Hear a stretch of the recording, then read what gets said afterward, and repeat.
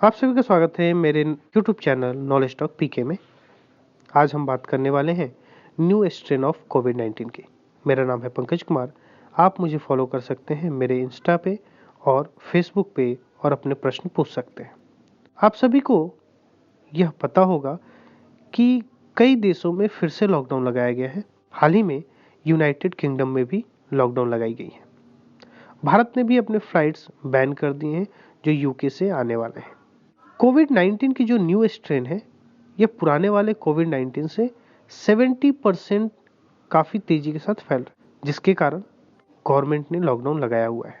अगर बात करें कि ये क्यों हो रहा है, इसके पीछे के रीजंस क्या है, तो एक वर्ड आता है जिसे हमें जानना चाहिए, वो है म्यूटेशन। म्यूटेशंस का मतलब होता है परिवर्तन, यानी कि बदलाव। जितने भी लिविंग ऑर्गेनिज्म हैं हमारे अर्थ पे, सभी में यह प्रोसेस होती है। ये इसके कुछ एडवांटेज भी हैं और डिसएडवांटेज भी हैं। लेकिन ये चेंजेस होते क्यों हैं?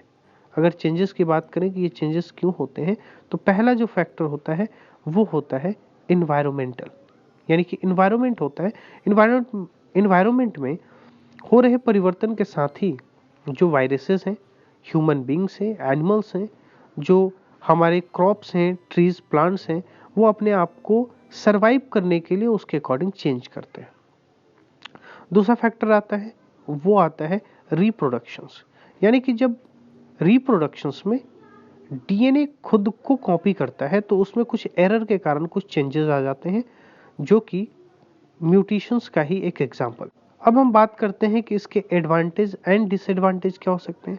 तो इसके एडवांटेज हैं, जैसे सपोज कीजिए कि कोई बर्ड्स है और उस बर्ड्स की जो चोंच है वो पतली सी है, छोटी सी है, लेकिन रिप्रोडक्शंस में डीएनए जब कॉपी करता है अपने आप को, कुछ चेंजेस हो गई और किसी बर्ड्स की जो चोंच थी वो क्या होगी, लंबी होगी, तो उसके लिए वहाँ पे फायदा है, उसके लिए यहाँ पे एक एडवांटेज है।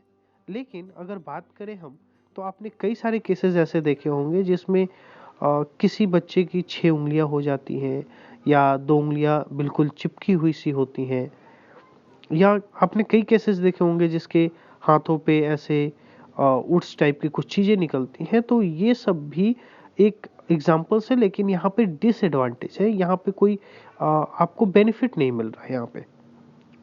तो इस तरीके की चेंजेस होती रहती हैं म्यूटेशंस में। अगर हम कोविड-19 की बात करें तो कोविड-19 के केस में भी ऐसा ही हुआ है, इसमें भी म्यूटेशंस हुए हैं।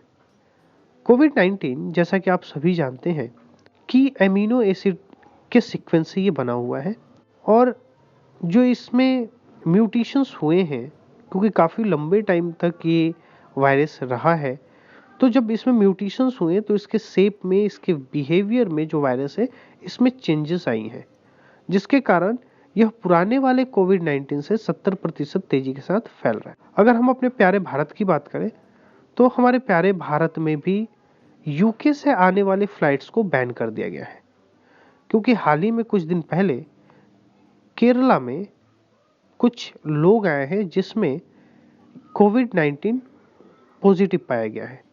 तो ऐसा एक अंदाजा लगाया जा रहा है कि इन लोगों में भी हो सकता है कि जो न्यू स्ट्रेन ऑफ कोविड-19 है वो हो सकता है।